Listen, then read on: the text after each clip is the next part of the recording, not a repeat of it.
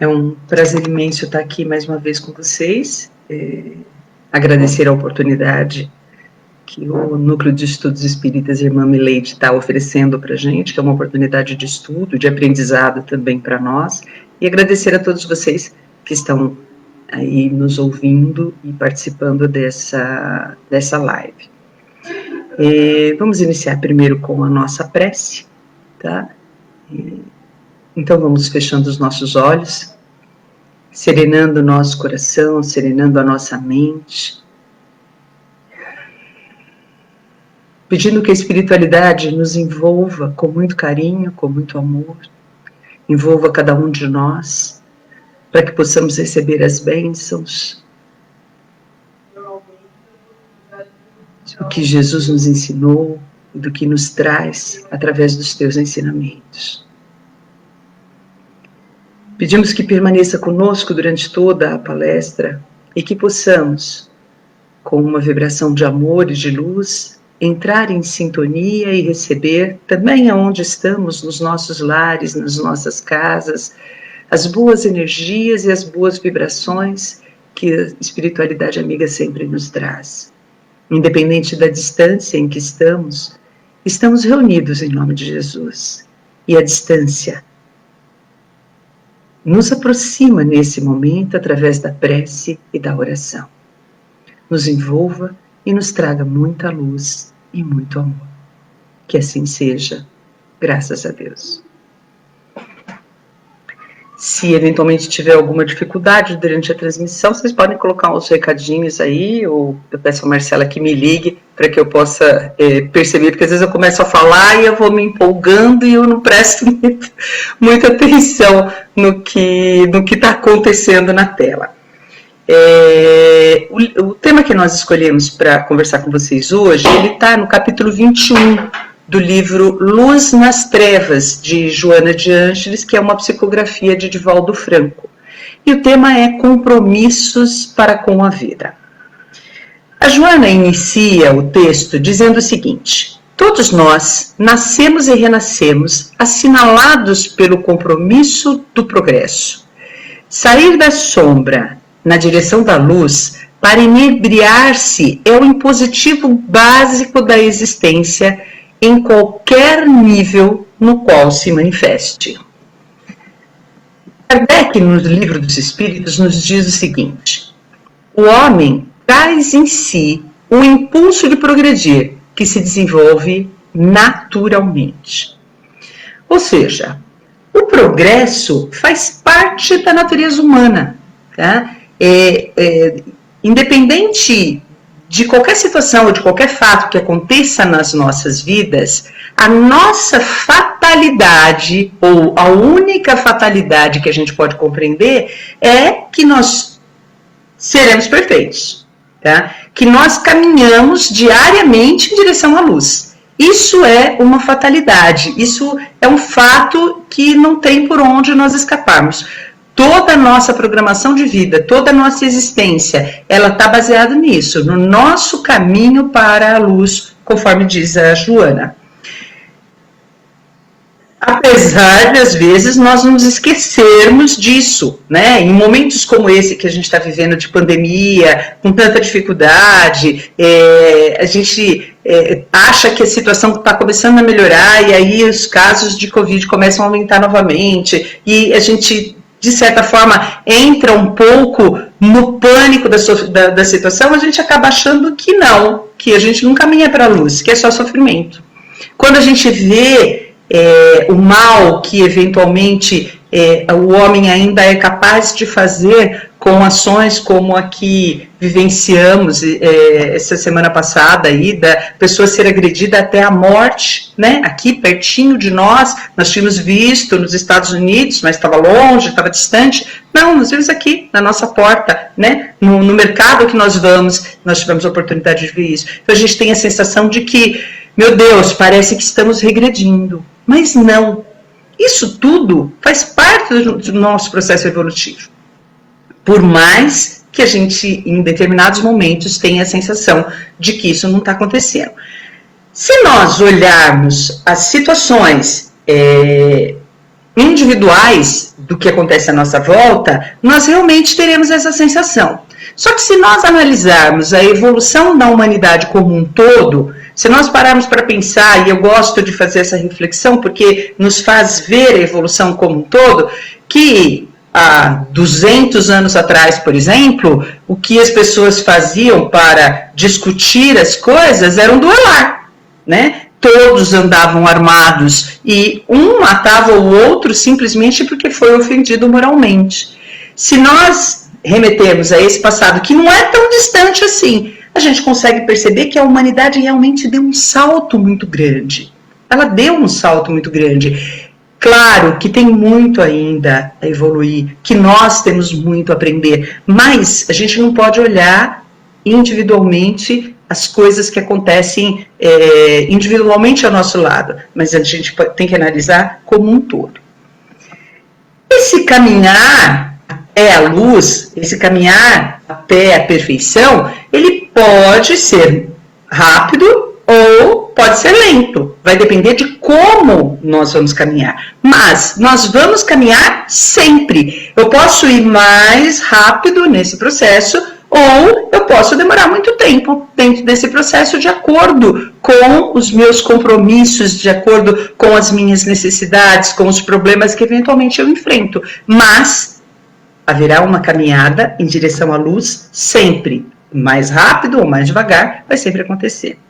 A Joana continua dizendo o seguinte: quando diz respeito ao ser humano, à medida que evolui, mais responsabilidades lhe cabem, assumindo compromissos relevantes que mais rapidamente propiciam o crescimento para a condição de espírito puro. Então, a quem muito for dado, muito será pedido. À medida em que nós começamos a evoluir, nós desejamos, com certeza, acelerar esse processo. E nós mesmos vamos buscando mais responsabilidades para que a gente possa, de certa forma, vamos pensar assim, né, entre aspas, acelerar esse processo. Nós desejamos esse trabalho, nós desejamos esse processo de evolução e de aprendizado. Joana diz ainda que todos os espíritos renascem sob leis severas que estabelecem o cumprimento de algumas regras educativas para frear as falhas de caráter e as imperfeições morais. Então, o nosso sofrimento ou as nossas dificuldades, na verdade, são educativos. Tá? Eles vêm para o nosso aprendizado e para a nossa evolução e para corrigir falhas que eventualmente adquirimos em existências anteriores. Essas falhas são provenientes do nosso livre-arbítrio. Nós temos o direito de escolha, enquanto encarnados, de que caminho vamos seguir. Se vamos seguir por um caminho ou por outro, por uma estrada ou por outra. E de acordo com esse caminho que nós vamos seguindo, nós vamos com certeza adquirindo erros, adquirindo falhas, mas também vamos adquirindo conhecimento, tá certo? E isso é o que vai construir as nossas existências futuras. Então, eventualmente, eu posso vir com uma determinada dificuldade, porque usei de forma incorreta um bem que eventualmente eu tive em encarnações anteriores. Então, eu venho com dificuldade naquela área para que eu possa me educar dentro daquele processo. É fato e é vivência, a gente observa no nosso dia a dia com as deficiências que envolvem, a maioria das pessoas tem sempre alguma deficiência. Algumas dessas reencarnações, a Joana fala, que são programadas com carinho e cuidados especiais, tendo em vista as graves experiências anteriormente vivenciadas.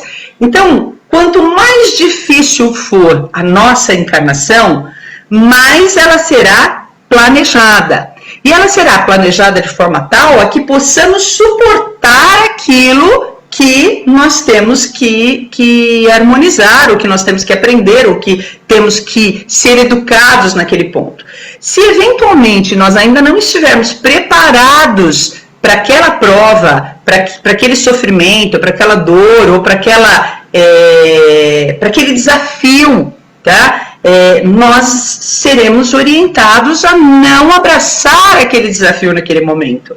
Esperar a época certa, o nosso amadurecimento espiritual, para que a gente possa encarar aquilo. E se eventualmente ela é realmente muito difícil, ela será totalmente planejada junto conosco, tá? Mas vai ser difícil não pelo bel prazer ou pelo desejo, não, vai ser difícil de acordo com aquilo que nós necessitamos e de acordo com aquilo que nós já atraímos em vidas anteriores.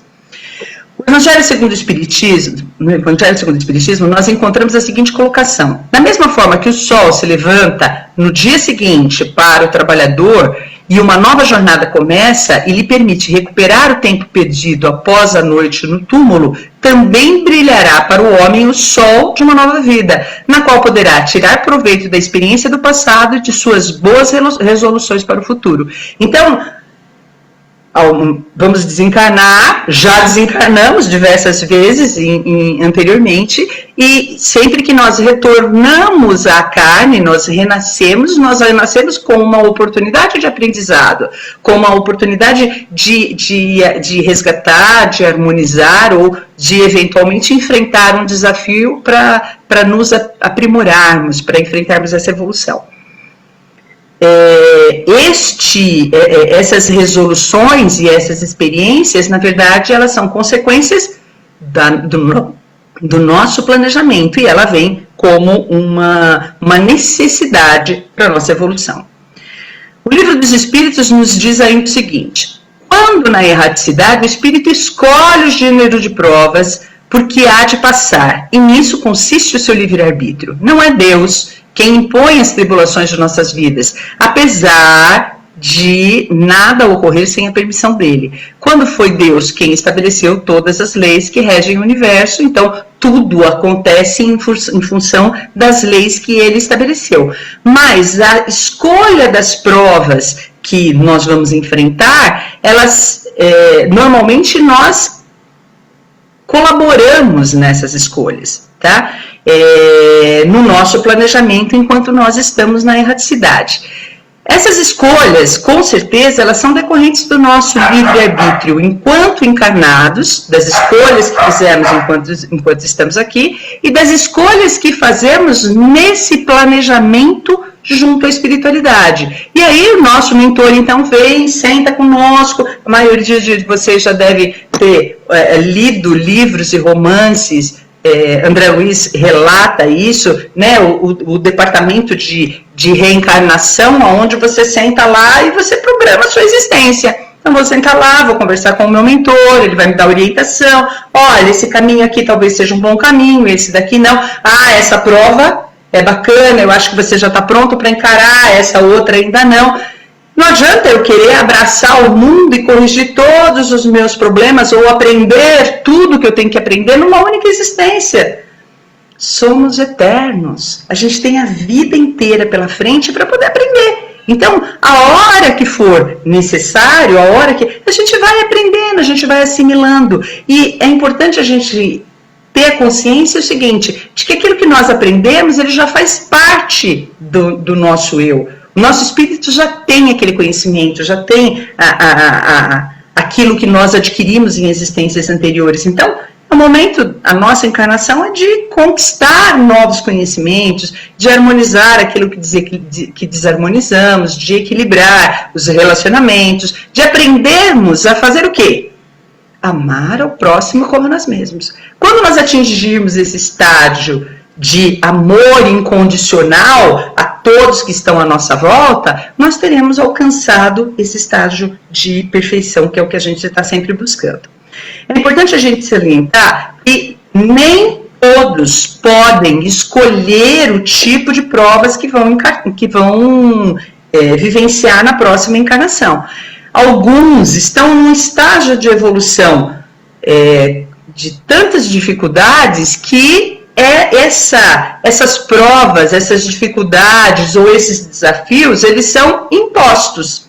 Então, eu não tenho condições de opinar. Então, a espiritualidade amiga vai fazer o planejamento também, de acordo com as minhas necessidades, tá certo? E apesar de eu não opinar,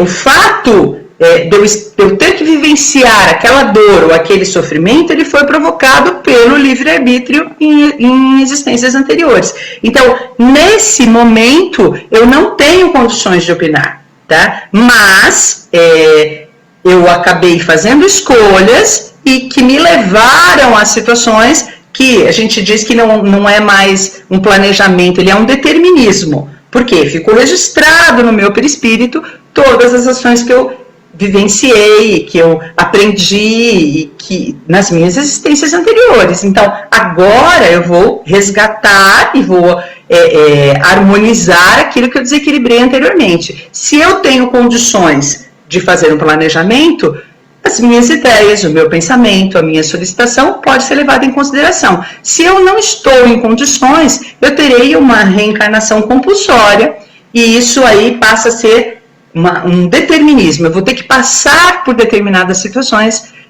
mesmo contra a minha vontade, para que eu possa aprender, para que eu possa passar por esse processo educativo. No Livro dos Espíritos, Kardec nos diz que, até que chegue ao estado de pureza perfeita, tem um espírito que passar constantemente por provas, mas que não são como entendeis, pois que só considerais provas as tribulações materiais. A gente tem sempre a sensação que prova é só dor e sofrimento, e nem sempre é assim. E aí o livro de Kardec continua dizendo o seguinte: ora, havendo-se elevado a um certo grau, o espírito, embora não seja ainda perfeito, já não tem que sofrer provas. Continua, porém, sujeito a deveres que não são nada penosos, cuja satisfação lhe auxilia o aperfeiçoamento, mesmo que consistam apenas em auxiliar os outros a se aperfeiçoarem. Então, as nossas responsabilidades e as nossas provas, elas continuam, mas à medida em que nós vamos evoluindo, elas deixam de ser dor, elas deixam de ser sofrimento e passam a ser, na verdade, um prazer para o espírito, porque ele começa a auxiliar aqueles que estão à volta dele, e aí passa a ser uma jornada deliciosa, porque é uma prova, é um ensinamento que vai, na verdade, agregar conhecimento, vai me auxiliar no processo de evolução, mas deixa de ser dolorido, deixa de ser sofrido, né? Deixa de ser um sofrimento. Joana ainda relata que nós aceitamos as tarefas programadas, que reiniciamos de boa vontade, mas que depois de envolvidos na materialidade começamos a desanimar e nos envolvemos com as coisas físicas, além de abrirmos nossas proteções para a atuação de adversários desencarnados que se aproveitam da situação. E não muitas vezes nós fracassamos em nossas encarnações. Por quê?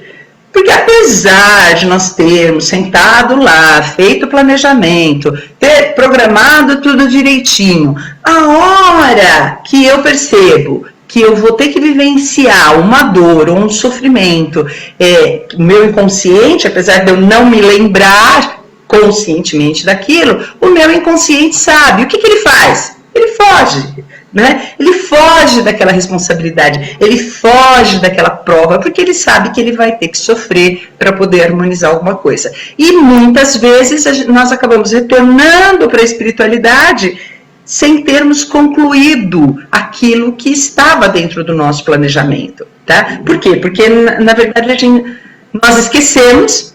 E a partir do momento que nós esquecemos dessas responsabilidades, nós acabamos nos desviando em função da materialidade da existência que nós temos. Isso é muito comum, muito mais comum do que a gente pode imaginar. Kardec diz o seguinte: o tempo deve ser bem empregado pelo espírito nas experiências evolutivas com as quais colabora. Utilizá-los para o bem ou para o mal depende do seu livre-arbítrio. No entanto, as consequências acarretarão avanço ou retardamento para o espírito. Não significa que nós vamos voltar atrás naquilo que nós aprendemos, mas vocês vão convir que se eu eventualmente estacionar na minha encarnação atual, eu de certa forma eu estou também retardando o meu processo de evolução.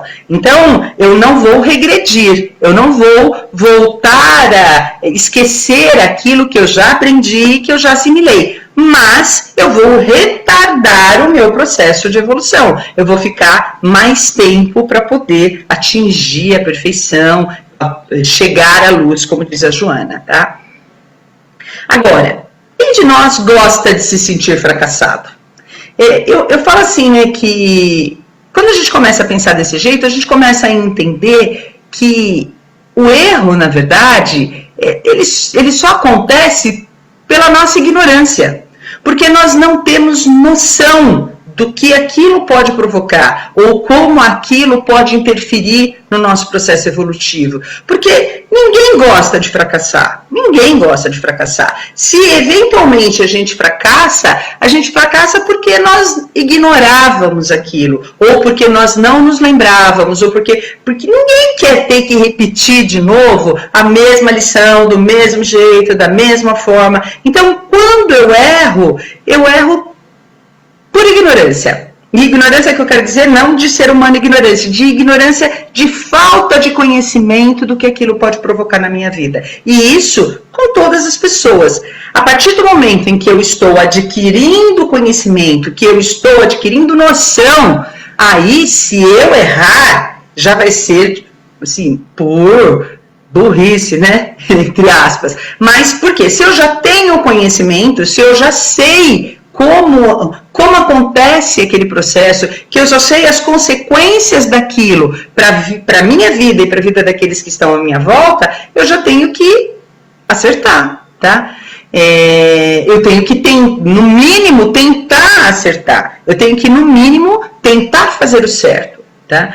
O que acontece às vezes é que a gente tem sempre uma mania de reagir no nosso dia a dia, né? Nós não paramos para analisar os nossos atos, o que nós estamos fazendo. Esses dias atrás nós conversávamos na nossa reunião mediúnica, que a gente está fazendo online também, não está fazendo presencialmente, mas nós fazemos o estudo online, né, a parte de estudo, e nós conversávamos justamente sobre isso, né? Que qual seria a melhor forma de nós não errarmos no nosso dia a dia? Se nós dessemos uma paradinha antes de reagir, se nós dessemos uma paradinha antes de tomar alguma atitude, e pensássemos como Jesus agiria naquele momento.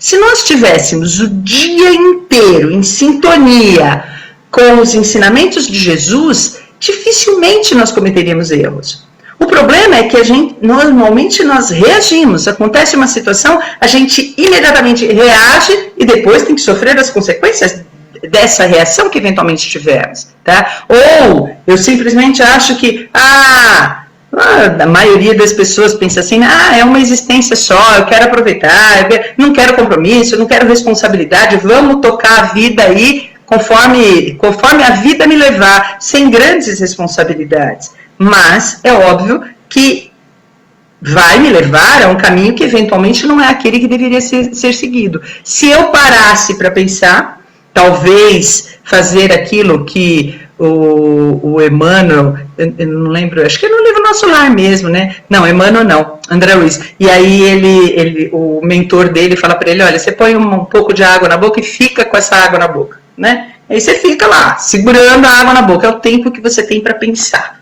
É o tempo que você tem para analisar o seu ato, aquilo que você está fazendo e efetivamente não reagir, mas agir de acordo com os ensinamentos que nós já estamos tendo, que a gente já está aprendendo, tá? Isso faz parte da nossa existência, nós já estamos vivenciando isso. Joana continua dizendo que não existe liberdade no arbítrio de cada um como se gostaria, que os limites são deveres inadiáveis que não devem ser interrompidos ao bel prazer. Então, todos temos o livre-arbítrio, mas eu tenho uma limitação. Qual é essa limitação? O dever que eu tenho, o compromisso que eu assumi.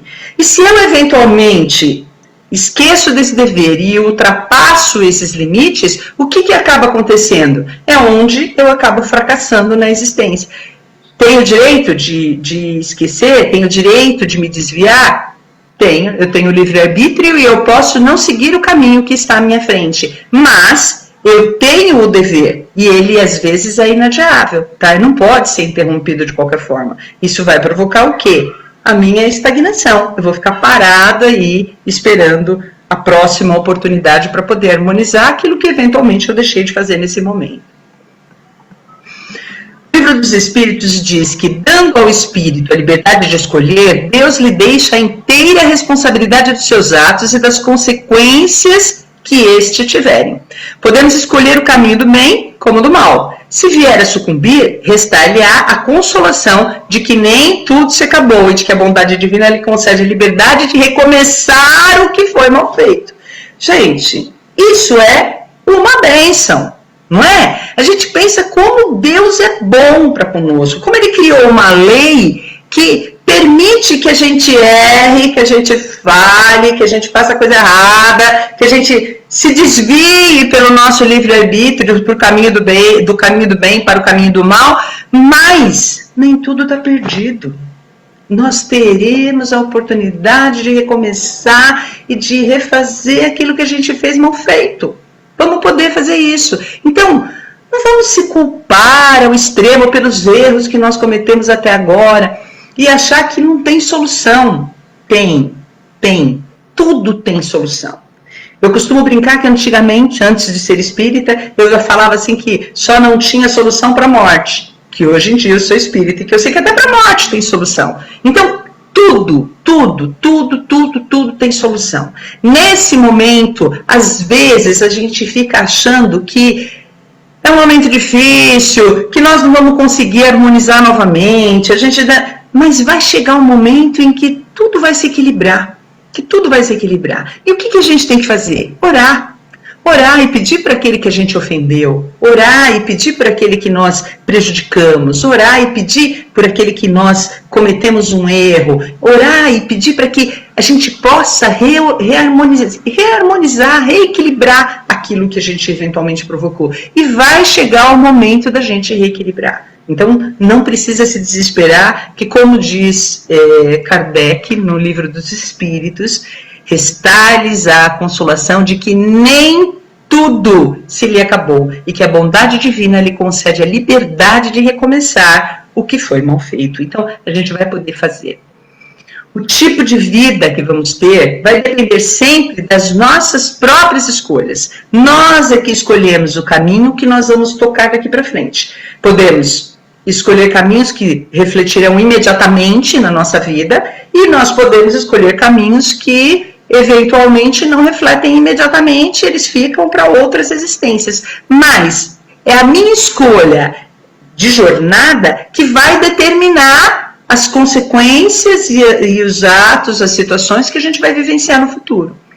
O Espiritismo, segundo Kardec, destruindo o materialismo, que é uma das chagas da sociedade, pode fazer que os homens compreendam onde se encontram seus verdadeiros interesses. Quando a vida futura deixar de estar velada pela dúvida, o homem perceberá melhor que é capaz de preparar o seu futuro por meio do presente. Eliminando os prejuízos de seitas, castas, cores, ensina aos homens a grande solidariedade que os há de unir como irmãos. Então, a hora que todos entenderem que existe muito mais, como já disse um grande filósofo, né? Muito mais mistério entre céu e a terra do que sonha a nossa vã filosofia, e que o Espiritismo está descortinando para nós através da orientação dos espíritos, dos bons espíritos que têm nos acompanhado e nos trazido obras sensacionais. Quando todos tiverem essa noção, os nossos atos começam a se modificar. Porque eu começo a ter consciência de que os meus atos agora vão gerar os meus atos futuros. Que então eu tenho que harmonizar e equilibrar para ter equilíbrio no futuro. Eu tenho que viver o bem para que eu possa ter o bem no futuro. É ação e reação, né? Vivemos num mundo que a gente chama de mundo de espelho, né? É como se nós vivêssemos num mundo de espelho. Então todo o bem que eu emano vai reverter para quem? Para mim mesmo. Ah, mas eu vou fazer isso então só por interesse para reverter para mim mesmo? Gente, eu costumo brincar que mesmo que seja por interesse nesse momento, que seja por interesse. Faça por interesse, tá? Com o tempo, isso vai se fixando no nosso pensamento, se fixando no nosso interior, e quando a gente vê, a gente está fazendo naturalmente, sem nem perceber que o ato deixou de ser por interesse, mas passou a ser por prazer, prazer da alma em praticar o bem. O bem faz bem, então a gente acaba tendo esse retorno. Joana nos conclama a mudar de atitude agora. E eu vou ler as últimas frases dela aqui para que a gente possa finalizar com os ensinamentos que ela passa para a gente. Disciplina à vontade a fim de treinares renúncia em pequenas doses, de modo que alcances mais alto no nível de abnegação e devotamento ao bem. Selecione os teus compromissos para executar aqueles que são de natureza eterna. Não te isoles do teu narcisismo enganoso. Nessa atitude, desvela soberba e agressividade reprimida. O próximo te necessita de igual maneira que deles precisas.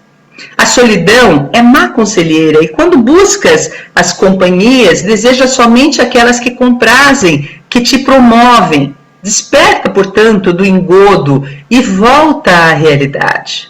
Os compromissos para com a vida são múltiplos, não apenas para a fruição do gozo, mas também para o sacrifício pessoal, para a fraternidade.